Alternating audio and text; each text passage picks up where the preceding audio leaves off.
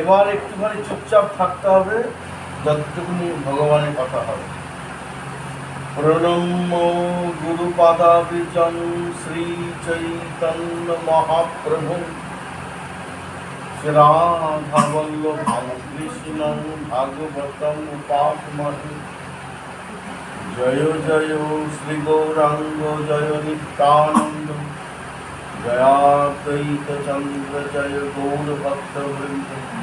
হরে কৃষ্ণ কৃষ্ণ কৃষ্ণ হরে হরে, হরে রাম রাম রাম হরে হরে। নিতাই গৌর গণনাথ।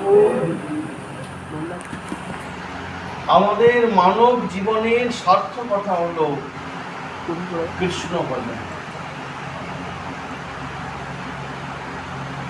তুমি যত গ্রন্থ আদি পড়বে শুধু ভজন ভজন ভজন। ভজ রে মন শ্রী নন্দিন নন্দন অভয় চরণার বিন্দ। কৃষ্ণ ভজি ভারতরে সংসারে আইনু। আমাদের এই মনুষ্য দেহ ধারণ করাটাই হচ্ছে কৃষ্ণ ভজন। তাই বলছেন কৃষ্ণ ভজনের পথে হও অগ্রসর। বারবার ভজন। নরতনু ভজনের মূল বিষয় বিপত্তি জান সংসার স্বপ্ন মান নরতনু ভজনের মূল। বিষয় মানেই কিন্তু বিপদ। যত বিষয় বাড়বে বিপদ তত বাড়বে, ঠিক কিনা বলো? সংসারটা স্বপ্নের মতন। আমরা স্বপ্নে কত কিছু দেখি। দেখবে একটা মেয়ে বিয়ে হওয়ার আগে কত কিছু স্বপ্ন দেখে, আর বিয়ে হওয়ার পর বলে আমার সব স্বপ্ন ভেঙে গেল। এরকম আমি বহুজন শুনেছি যে আমি এত কিছু ভেবে এসেছিলাম আর আমার এদিকে কোনো স্বপ্নই ছিল না। এই সংসার মানে স্বপ্নের মতন। অনেক কিছু ভাবা হয় কিন্তু বাস্তবে কিছুই তা না। নিজে দেখবে। এখন ভজন করতে তো আমরা এসেছি, ভজনটা হবে কিভাবে?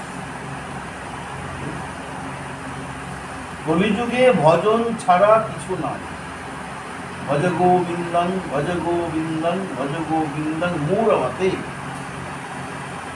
ভজনটা হবে কি?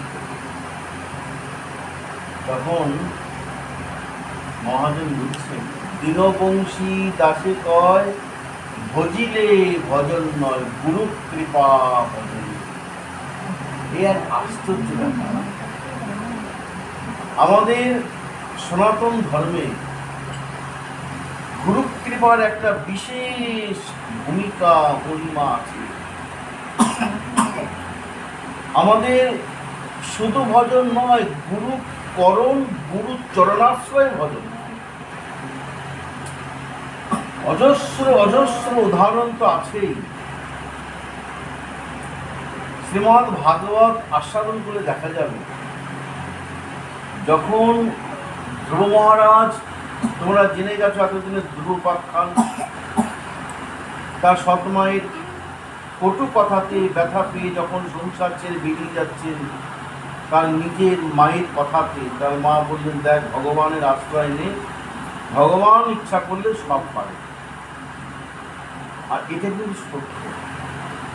আমি আমার জীবনে এবং বহু ভাবে দেখেছি মানুষ নিজের ইচ্ছায় কোনো কিছু করতে পারে।